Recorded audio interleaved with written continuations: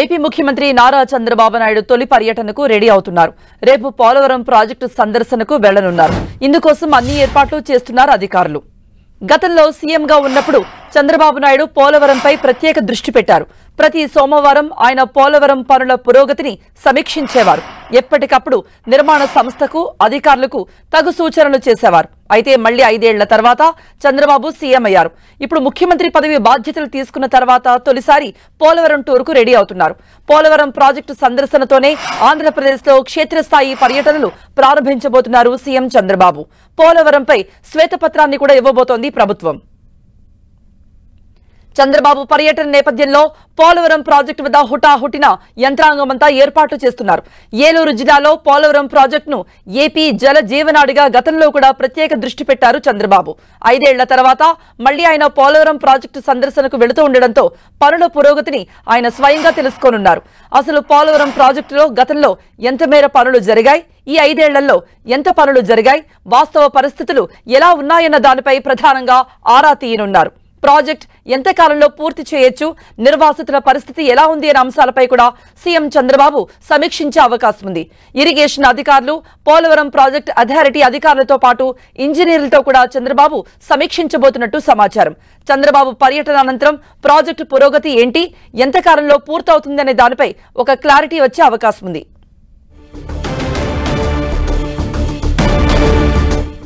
దీనిపై మరిన్ని అప్డేట్స్ ఇవ్వడానికి మా ప్రతినిధి జయరాజ్ లైవ్ లో సిద్ధంగా ఉన్నారు. జయరాజ్,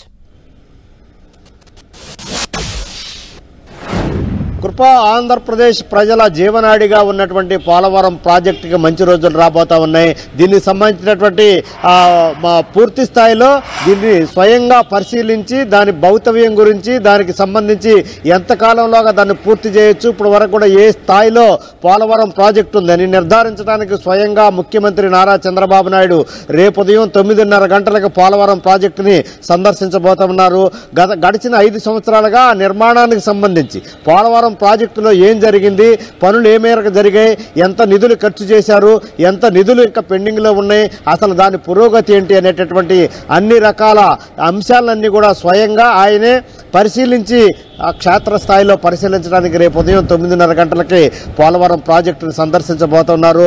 ఇప్పుడు వరకు చేపట్టిన నిర్మాణ స్థితిగతులు ఎలా ఉన్నాయి, వాటి నాణ్యత ఎలా ఉంది, వాటికి సంబంధించినటువంటి అన్ని అంశాలు కూడా ఇటు ఇంజనీరింగ్ నిపుణులతోనూ అటు సాంకేతిక నిపుణులతో కూడా ఆయన 2:30 గంటల పాటు పోలవరం ప్రాజెక్టు దగ్గరే ఉండి సమీక్షించడానికి అంతా కూడా సిద్ధమవుతుంది. దీనికి సంబంధించినటువంటి ఆ స్థాయి అధికారులందరూ కూడా ఏర్పాట్లన్నీ కూడా చకచక చేస్తున్నారు. 2 రోజుల క్రితమే ముఖ్యమంత్రి దగ్గర నుంచి ఈ రకమైన సందేశం రావటం, పోలవరం ప్రాజెక్టుకు సంబంధించినటువంటి పురోగతిని, నిర్మాణ సామర్థ్యాన్ని, అక్కడ ఉన్నటువంటి స్థితిగతులన్నీ కూడా స్వయంగా ముఖ్యమంత్రి వస్తారనేటటువంటి అంశం గురించి తెలిసిన తర్వాత అధికార యంత్రాంగం కూడా జలవనరుల శాఖ, సాంకేతిక నిపుణులందరూ కూడా దీనికి సంబంధించి ఏర్పాట్లన్నీ చేస్తున్నారు. దీనికి సంబంధించిన నివేదిక అంతా కూడా సిద్ధమైంది.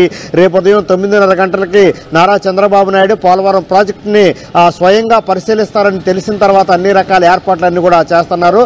మొత్తం మీద 2:30-3 గంటల పాటు చంద్రబాబు నాయుడు పోలవరం ప్రాజెక్టు దగ్గరే ఉంటారు. కాఫర్ డ్యామ్ నిర్మాణం ఎలా ఉంది, ఎగువ దిగువ నిర్మాణం చేసినటువంటి కాఫర్ డ్యాములు ఏ స్థాయిలో ఉన్నాయి, స్పిల్వే నిర్మాణం ఏ విధంగా ఉంది, దాని సాంకేతిక పరిస్థితి ఎలా ఉంది, దానికి సామర్థ్యం ఎలా ఉంది, గతంలో విపరీతంగా గోదావరికి వరదలు వచ్చిన సమయంలో కొన్ని ప్రాంతాల్లో కుంగిపోయినటువంటి నేపథ్యం ఉంది. అసలు నిర్మాణ సామర్థ్యం, అదేవిధంగా అక్కడ ఉన్నటువంటి పరిస్థితులు, ఏ స్థాయిలో వాటి పురోగతి ఉంది అనేటటువంటి అన్ని కూడా స్వయంగా ముఖ్యమంత్రి నారా చంద్రబాబు నాయుడు పూర్తి స్థాయిలో సమీక్షించి వాటి స్థితిగతులన్నీ కూడా తెలుసుకున్న తర్వాత దీనిపైన శ్వేతపత్రం రిలీజ్ చేయడానికి సిద్ధమవుతున్నటువంటి పరిస్థితి. గతంలో కూడా ముఖ్యమంత్రిగా 2014-19 సమయంలో ముఖ్యమంత్రిగా నారా చంద్రబాబు నాయుడు ఉన్న టైంలో ఈ పోలవరం ప్రాజెక్టుకి చాలా అత్యంత ప్రాధాన్యత ఇచ్చారు. దాదాపు 73% మేర పనులు జరిగినాయని అప్పట్లో ప్రకటించినటువంటి పరిస్థితి.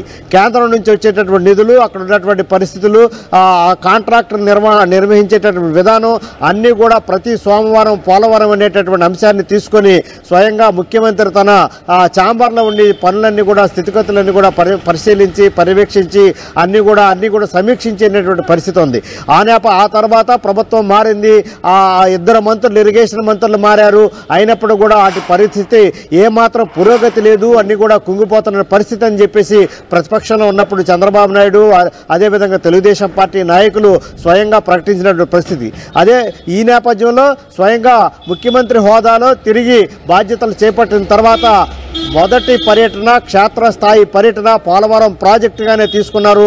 పోలవరం ప్రాజెక్టు అనేది రాష్ట్ర ప్రభుత్వానికి అత్యంత ప్రాధాన్యమైంది, రాష్ట్ర ప్రజలకు చాలా ముఖ్యమైనది. లక్షలాది ఎకరాల పూర్తి స్థాయిలో అటు సాగునీటిని ఇటు తాగునీటికి ఉపయోగకరమైనటువంటి పోలవరం ప్రాజెక్టు నిర్మాణం జరిగితే మొత్తం ఉభయ రాష్ట్రాలకు సంబంధించినటువంటి అన్ని రకాల నీటి కష్టాలన్నీ తీరుతాయనే నేపథ్యంలో జాతీయ ప్రాజెక్టుగా ప్రకటించినటువంటి కేంద్ర ప్రభుత్వం దీనికి సంబంధించిన నిధులు కూడా విడుదల చేసే ప్రక్రియలో కొంత జాప్యం జరిగిందనేటువంటి అభిప్రాయం ఉంది. ఇప్పుడు కేంద్రంలో భాగస్వామ్యంగా ఉన్నటువంటి తెలుగుదేశం కూటమి తప్పకుండా నిధులు విడుదలకు సంబంధించి కేంద్రం పైన ఒత్తిడి తేవటం, కేంద్రం దగ్గర పూర్తి స్థాయిలో దీనికి సంబంధించిన నిధులన్నీ కూడా సేకరించే అవకాశం ఉంది.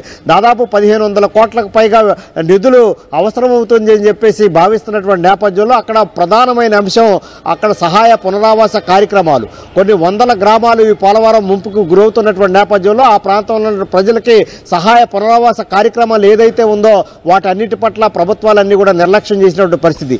దీనిపైన వామపక్షాలు, ప్రజా సంఘాలు అవన్నీ కూడా మొత్తం పూర్తి స్థాయిలో వారి కోసం ఆ ప్రాంతంలో గిరిజనులు గ్రామంలో ఉన్నటువంటి ప్రజల కోసం పోరాటం చేస్తున్న నేపథ్యంలో వాటికి కోట్లాది రూపాయల సహాయ పునరావాస కార్యక్రమాలకి ఈ ప్రాజెక్టుకి సంబంధించిన అత్యధిక వ్యయం అవుతున్నటువంటి పరిస్థితి. వీటి స్థితిగతులు కూడా పూర్తి స్థాయిలో ముఖ్యమంత్రి హోదాలో రేపు చంద్రబాబు నాయుడు పరిశీలించే అన్ని కూడా సమీక్షిస్తారు. వాటికి సంబంధించినటువంటి శ్వేతపత్రాన్ని కూడా రిలీజ్ చేయడానికి సిద్ధమవుతున్న నేపథ్యంలో ముఖ్యమంత్రి తొలి పర్యటన పోలవరం అనే ఆ పోలవరం ప్రాజెక్టు పైన చేపట్టడం అనేది ఒక శుభ సంకేతంగానే భావిస్తున్నారు. కృప. రైట్ జయరాజ్.